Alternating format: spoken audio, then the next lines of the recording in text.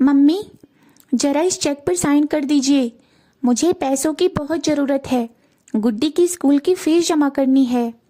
नितिन ने जल्दबाजी में कहा तो सरिता जी बोली, हाँ कर दूंगी, लेकिन पहले मेरा चश्मा तो लेकर देखूं तू कितनी रकम निकाल रहा है। काफ़ी देर बाद भी चश्मा नहीं मिला तो नितिन बोला, मैं 10,000 निकाल रहा हूँ, जो आपको अगले महीने वापस कर दूंगा। कोई 10 लाख नहीं निकाल रहा। इतने में बहू अनोखी आ गई और बोली, क्या मम्मी, आपको अपने बेटे पर भी विश्वास नहीं है? अब सरिता जी खुद शर्मिंदा हो गई और उन्होंने बिना पढ़े कागज पर साइन कर दिया। उन्हें कागज में कुछ साफ दिखाई नहीं दे रहा था, लेकिन अपने बेटे नितिन पर विश्वास करके कागज पर साइन कर दिया। नितिन अपने काम पर चला गया। सरिता जी भी अपने काम में लग गई। वह अपना कमरा साफ कर रही थी तो देखा डस्टबिन अच्छी तरह से बंद नहीं है। जब वह डस्टबिन अच्छी तरह से बंद करने लगी तो देखा उसमें उनका चश्मा गिरा पड़ा था। सरिता जी ने सोचा, यह मेरा चश्मा यहाँ कैसे आ गया? अपना चश्मा निकालकर साफ करके अपने पास रखी। बात आई गई हो गई। एक दिन सरिता जी ने कहा, नितिन बेटे, तेरे पिताजी की पुण्यतिथि आ रही है। मैं 21 ब्राह्मणों को भोजन कराकर दान पुण्य करना चाहती हूँ। 10,000 चेक पर साइन कर दिया है। 10,000 रुपये निकाल कर ले आना। नितिन चुपचाप उसे लेकर चला गया। जब नितिन रात को ऑफिस से घर आया तो खाना खाकर अपने कमरे में आराम करने चला गया। सरिता जी कमरे में जाने लगी। अनोखी ने कमरा बंद कर लिया था। सरिता वापस अपने कमरे में चली आई।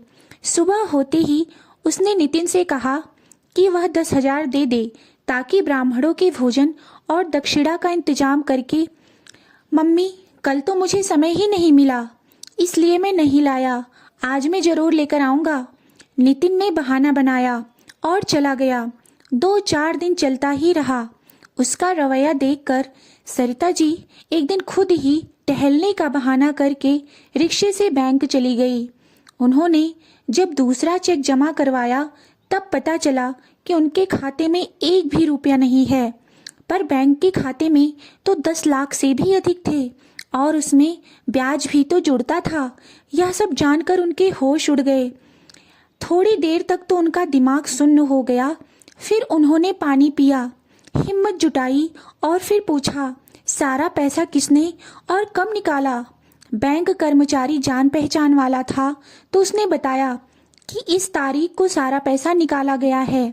उसने बताया कि उसका बेटा नितिन खुद बैंक आया था पैसा निकालने। वह चेक लेकर आया था, उसमें आपके हस्ताक्षर थे, इसलिए पैसा निकल गया। उसने सारा पैसा अपने खाते में ट्रांसफर करवा लिया है। सरिता जी जहर का घूंट पीकर रह गई। आखिर मैंने कब हस्ताक्षर किए? फिर उन्होंने अपने दिमाग पर जोर डाला और उन्हें याद आया कि किस तरह से उनका चश्मा डस्टबिन में डालकर उनके बेटे ने उनसे चेक पर साइन करवाया था। अब उन्हें पूरा माजरा समझ आ गया था। इन्हीं पैसों के भरोसे वह स्वाभिमान से जी रही थी। उसके आंखों के सामने अंधेरा सा छा गया। उन्हें कुछ समझ नहीं आ रहा था, आखिर उनकी ही बेटा बहू उनके साथ ऐसा कैसे कर सकते हैं? जिस खून पर भरोसा किया उसी ने भरोसा तोड़ दिया। सरिता जी का मन खिन्न हो रहा था। बड़ी ही मुश्किल से खुद को संभाल कर घर पहुंची। अनोखी बच्चों को खाना खिला रही थी। वह अनोखी से क्या कहती जब उनके खुद के बेटे ने ही उनके साथ छल किया था। तभी वे देख रही थी पिछले 4-5 दिनों से उनके साथ उनके बहू बेटे का व्यवहार बदल गया था। पहले जब उनके खाते में पैसे थे तो बेटा बहू उनके आगे पीछे घूमते रहते थे, पर पिछले कुछ दिनों से दोनों ने उनकी परवाह करना छोड़ दिया था। उन्होंने अनोखी से कहा कि उनके लिए भी खाना परोस कर दे दे, तो उसने सुनकर भी अनसुना कर दिया और बोली, मम्मी जी, आपको दिख नहीं रहा मैं बच्चों को खाना खिला रही हूँ, आप खुद ही रोटी बनाकर खा लीजिए। कैसे भी मैं बच्चों को पालूं या आपकी ही सेवा करती रहूं? मुझे भी 10 काम होते हैं, आपका तो आराम ही कभी खत्म नहीं होता है। बहू की जली कटी बातें सुनकर सरिता जी की तो भूख ही मर गई। अब तो कुछ बोल भी नहीं सकती थी, क्योंकि गेंद तो बहू की पाली में थी। वैसे भी जिसके पास पैसा होता है तो उसका पैसा बोलता है। सरिता जी अपने कमरे में चली गई और बहुत रोई, पर चुप कराने वाला और सहारा देने वाला कोई नहीं था। उन्हें अपने बीते सुनहरे दिन याद आने लगे। नितिन के पापा देवेश उनकी आंखों में कभी आंसू नहीं आने देते थे। देवेश जी सरिता जी का बहुत ही ख्याल रखते थे। सरिता जी स्वभाव से सरल और कुशल गृहिणी थी, घर परिवार को संभाल कर रखती थी। नितिन के आने के बाद उनके घर में खुशियां आ गई थी और वह नितिन को बहुत प्यार करती थी। एक बेटा होने के बाद दूसरी की भी चाहत थी, लेकिन ईश्वर उनके गोद में एक ही संतान दी। इसे भी वह ईश्वर की इच्छा मानकर उसी में खुश रहने लगी और तसल्ली कर ली। वे नितिन पर ही अपना सारा ध्यान देने लगी। देवेश जी एक कंपनी में मैनेजर की पोस्ट पर थे। घर में सब सुख सुविधाएं थी। नितिन को भी उन्होंने अच्छे स्कूल और अच्छे कॉलेज में पढ़ाया था और उसकी नौकरी उसी शहर में लग गई थी। सरिता जी खुश थी कि उनका बेटा उन्हीं के साथ उसी घर में रहेगा। उसे नौकरी के लिए बाहर नहीं जाना पड़ेगा। अपने बुढ़ापे के लिए वे चिंता मुक्त हो गई थी। नितिन अपने काम में मन लगा रहा था। 2-3 साल नौकरी करते हुए हो गए। अब सरिता जी उसकी शादी की सपने देखने लगी थी। उन्हें कोई लड़की पसंद ही नहीं आ रही थी। उन्हें लग रहा था वह अपने बेटे के लिए हीरा ही चुनकर लाएंगी, लेकिन उनकी तलाश अधूरी ही रह गई। नितिन ने अपने कॉलेज में साथ पढ़ने वाली सहपाठी अनोखी को पसंद कर लिया था। बेटे की खुशी के लिए सरिता और देवेश जी दोनों लोग तैयार हो गए और शादी भी बड़ी धूमधाम से की गई। पर अनोखी ऊंचे सपने देखने वाली एक महत्वाकांक्षी लड़की थी। उसी घर में हर चीज ऊंची और ब्रांडेड चाहिए होती थी। अपने सहेलियों के बीच में वह अपना रुतबा बनाए रखना चाहती थी। उसकी इच्छाओं और सपनों का कोई अंत नहीं था। नितिन भी उसे खुश करने में लगा रहता था। सरिता जी और देवेश जी अपने बेटे के व्यवहार में आए हुए परिवर्तन को देखकर चकित थे, पर वह कहते कुछ भी नहीं थे। वे चाहते थे कि घर में शांति रहे, घर में कलेश ना हो।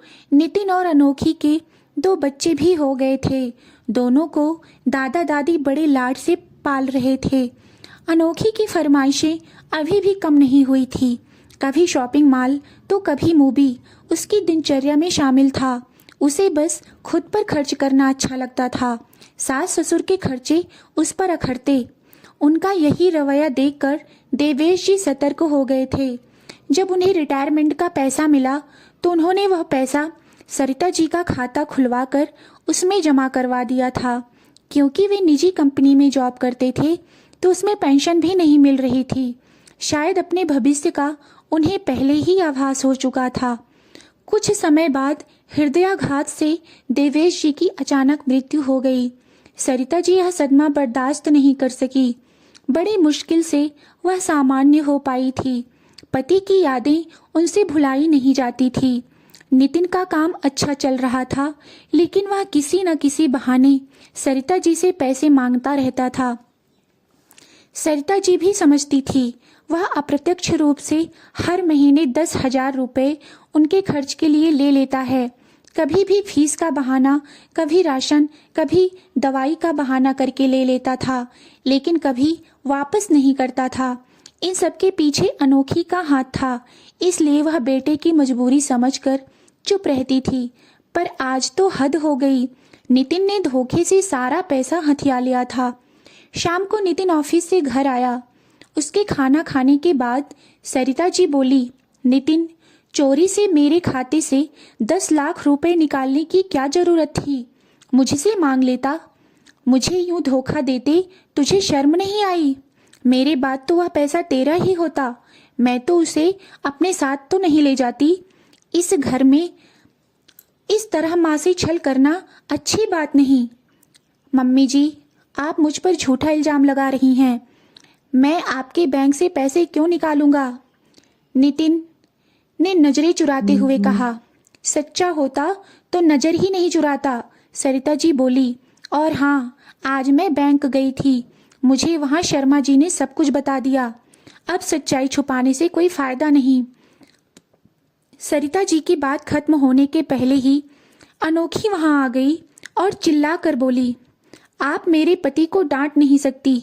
आपने ही तो खुद उस दिन चेक पर साइन किया था, फिर इल्जाम क्यों लगा रही हो? अनोखी, मैं अपने बेटे से बात कर रही हूँ। तुम बीच में ना ही बोलो तो अच्छा है।